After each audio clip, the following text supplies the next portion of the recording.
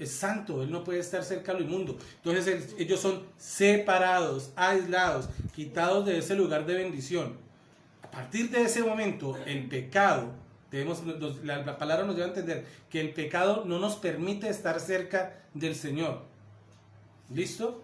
No, y no es una deficiencia del Señor, no, el Señor lo hizo imperfecto porque el Señor nos apartó, no.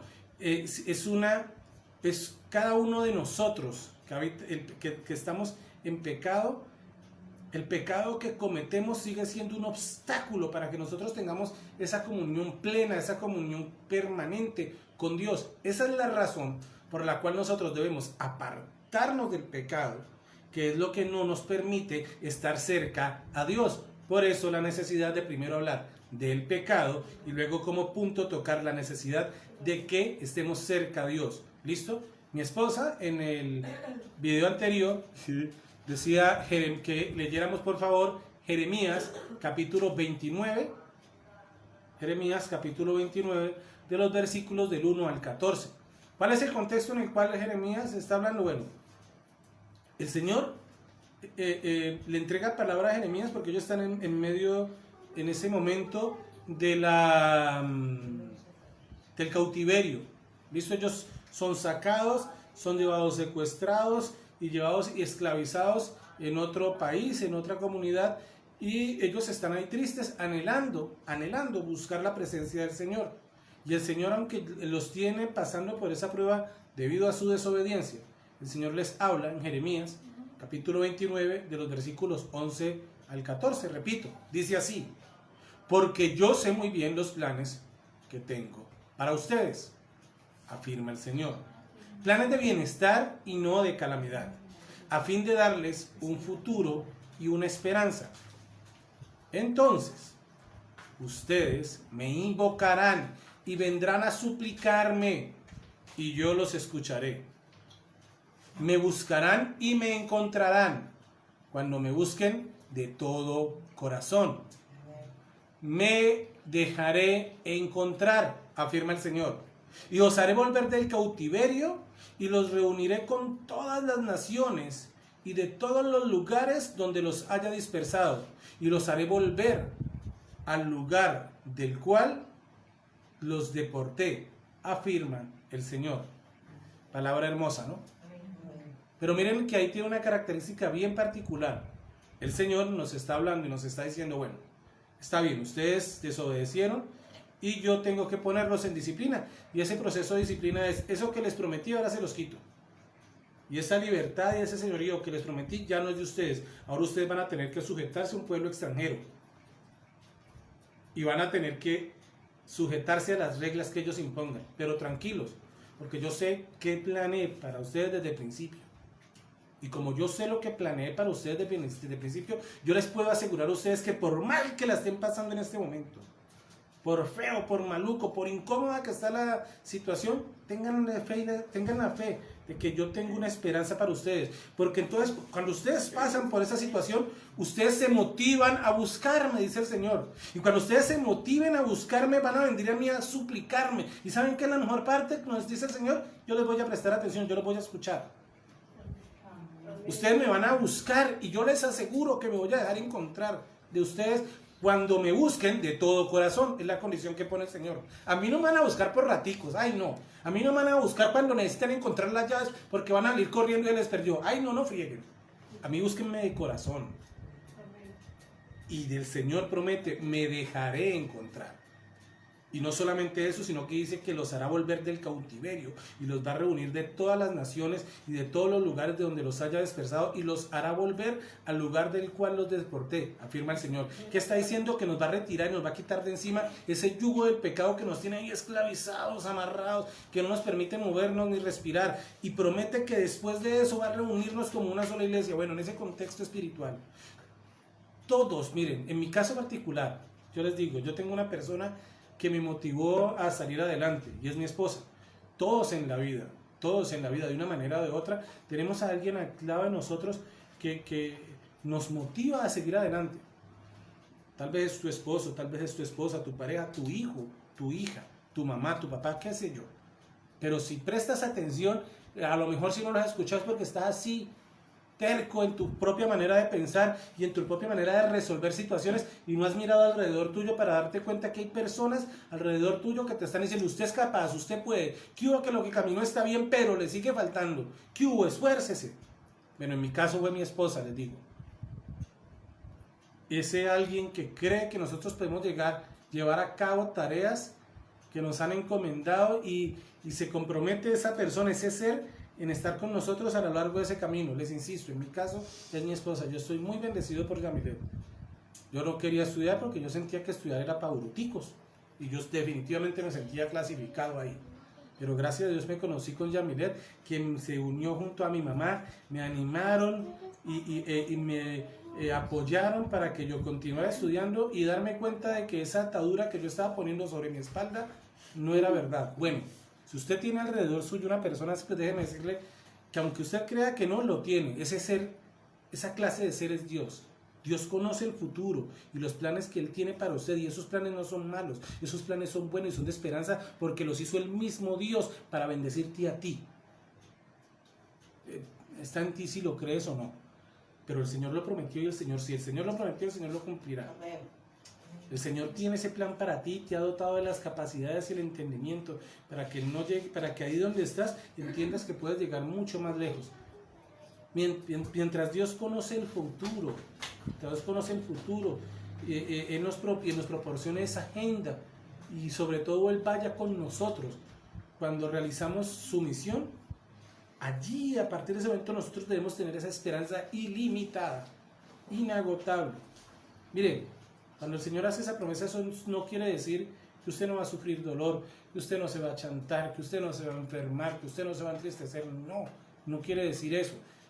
Lo que quiere decir es que en ese problema y en ese sufrimiento, Dios siempre va a estar allí ayudándote, y que si tú recurres a Él, que si tú te escudas en Él, que si tú le buscas a Él, entonces Él le va a dar a ese propósito, le va a dar un propósito a ese proceso que estás viviendo, un propósito glorioso, un propósito de bendición, un propósito que te luego vas a ver y entender, con razón el Señor me puso a pasar por esta situación. Es formación de carácter, es formación de entendimiento, es el acercarnos a Dios. Pero la pregunta, listo, el Señor lo hace, ¿cómo hago para saber que estoy cerca de Él? ¿Cómo puedo acercarme a Dios? Bueno, la palabra nos dice, como lo leíamos ahora, que la única manera de hacerlo es acercarnos, ¿cómo? De corazón. Y no solamente lo dice Jeremías, por ejemplo, Pablo en Romanos 10, de los versículos 9 al 13, Romanos capítulo 10, de los versículos 9 al 13, dice que si confiesa con su boca que Jesús es el Señor y crees, ¿en dónde? En tu corazón, que Dios le levantó de entre los muertos, ¿qué dice? Serás salvo. Miren que es confesar con la boca y creer con el corazón. Y sigue explicando Pablo, porque con el corazón se cree para ser justificado, pero con la boca se confiesa ser salvo. Dice la Escritura, todo el que confíe en Él no será jamás defraudado. No hay diferencia entre judíos y gentiles, pues el mismo Señor es Señor de todos y bendice abundantemente a cuantos le invocan. Porque todo el que invoque el nombre del Señor será salvo. Amén. Amén. Gloria a Dios. Porque todo el que invoque el nombre del Señor será salvo. Entonces, pero ¿cómo nos acercamos al Señor? De todo corazón. Miren, una de las cosas que veíamos el mes pasado con respecto al pecado, y es que a veces nos apegamos tanto a cierto tipo de actuaciones o cierto tipo de costumbres, que empezamos, cuando damos testimonio de lo que vivimos, da la impresión que en lugar de dar testimonio en arrepentimiento de lo que alguna vez vivimos, parece que lo estuviéramos añorando. Y hablamos en un tono, yo me acuerdo que yo hacía y deshacía, yo me acuerdo que yo iba y volvía. ¿Y en qué se glorifica el Señor en medio de ese recuerdo? ¿Estás completamente seguro o segura de que hay un arrepentimiento en tu corazón? Entonces, ¿por qué recordarlo con tanta insistencia? ¿Por qué dejas esa impresión? A veces hay cuestiones del pecado tan arraigados a nosotros que para nosotros es difícil entregar ese corazón completo. Yo lo digo de una manera jocosa. Cuando yo le decía al Señor, Señor, toma mi vida, ay, pero con ese pedacito no te metas, me gusta a mí. No, es todo, es una entrega total. Esa entrega de corazón es una dependencia. ¿Cómo acercarme al Señor? Es la pregunta. ¿Cómo acercarme al Señor? Miren, esto va más allá de reconocer o simplemente creer. Hay personas que pueden llevar décadas en la iglesia y no están cerca al Señor. Yo no puedo decir, reconocer que existe un Dios sin creer en mi corazón lo que Él podría hacer en mi vida. Es más, Dios dice, reconoce con tu boca y cree en dónde, en tu corazón. Ya que estas dos acciones van en estrecha relación, van juntas, van en armonía. Nosotros no podemos decir yo creo, pero no entregar todo al Señor. No está bien, o sea, podemos convencer unos cuantos, lo podemos hacer de dientes para afuera, como digo yo, pero realmente estamos convenciendo al Señor, realmente estamos actuando con lógica y con inteligencia, o estamos simplemente llanamente tramando a los que están alrededor de nosotros. Yo quiero preguntar algo. ¿Alguna vez usted se ha preguntado cómo se hizo cristiano? No estoy preguntando por la oración de fe, no estoy preguntando, ¿usted alguna vez, a usted le han preguntado cómo se hizo cristiano? Mire, este versículo que acabamos de leer da la respuesta. La razón por la cual usted se hizo cristiano es porque la salvación está en el corazón y se manifiesta con la boca. La gente piensa que debe ser un proceso larguísimo y complicado, pero es más sencillo de lo que parece. Es creer con el corazón. Cuando nosotros creemos en nuestro corazón y proclamamos con nuestra boca que Jesús es el Señor resucitado, seremos salvos. Estamos más cerca al Señor. Y el anhelo de todo cristiano debería ser conocer de una manera cercana y personal a Dios. Mire, mientras Dios conoce, les insisto, mientras Dios conoce el futuro y nos proporcione una agenda y el Señor nos diga y se comprometa que va a acompañarnos, en ese instante usted ya puede estar más tranquilo. Ahora, para que Él esté cerca de nosotros debemos reconocerlo y creer desde lo más profundo de nuestro corazón. En este aspecto que es lo que estamos hablando, es lo que realmente el Señor quiere, que nosotros nos acerquemos a Él. Dios quiere que nosotros estemos cerca a Él. Cuando Él creó a Adán y Eva, el hermano Luis Carlos, cuando estaba en mi proceso de discipulado, él me decía que Dios, desde el instante que Él creó al hombre, Él quería una relación íntima, personal, estrecha con el ser humano, pero el pecado nos apartó. El Señor sigue queriendo tener esa comunión íntima, cerca, personal contigo y conmigo. Ahora, la pregunta, ¿qué nos está separando de Él? Pues nuevamente es la misma respuesta, el pecado que no hemos querido abandonar, ese pecado que nos hace tanta falta, porque es que estamos más enfrascados en darle gusto a mi concupiscencia, a mi carne, que a la relación con el Señor. Nosotros debemos acercarnos a Dios de corazón y con la intención correcta, mejor dicho, con el anhelo de conocerle y recibirle en nuestras vidas y que sea Él transformando nuestras vidas. Cuando nosotros leemos estos versículos, nosotros debemos leerlo en su contexto. Pablo en ningún momento se refiere a que los cristianos van a estar exentos de vergüenza, que los cristianos nunca van a sufrir desilusiones. Pablo nunca está diciendo que todo va a ser un vivir en eterna felicidad. De hecho, si Pablo lo hubiera dicho así, entonces Pablo hubiera mentido, porque su propia vida fue una vida de entrega, de sufrimiento, de dolor y de sacrificio delante del Señor. Pero Pablo dice estas palabras porque aún en esos procesos que él vivió, su relación y su cercanía con Dios le permitió invocarlo y saber que estaba justificado en Dios. Pablo dice que Dios cumple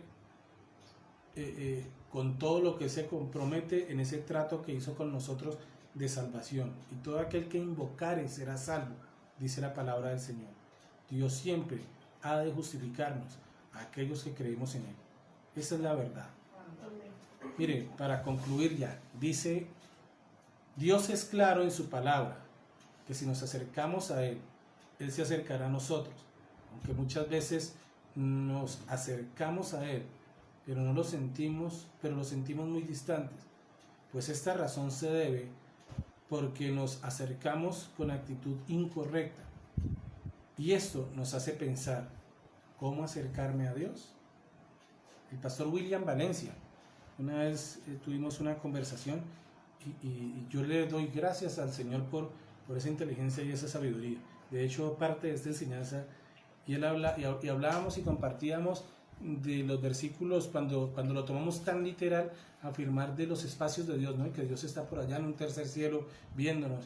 Y él de una manera muy coloquial como es él, coloquial no, de una manera muy explicativa, muy entendible para nosotros los que no poseemos ese entendimiento y esa sabiduría que el Señor sí le ha dotado a él. Él decía que para él él no era fácil ver a un Dios tan lejano, un Dios que no me junto con esa chusma, como dice el filósofo mexicano.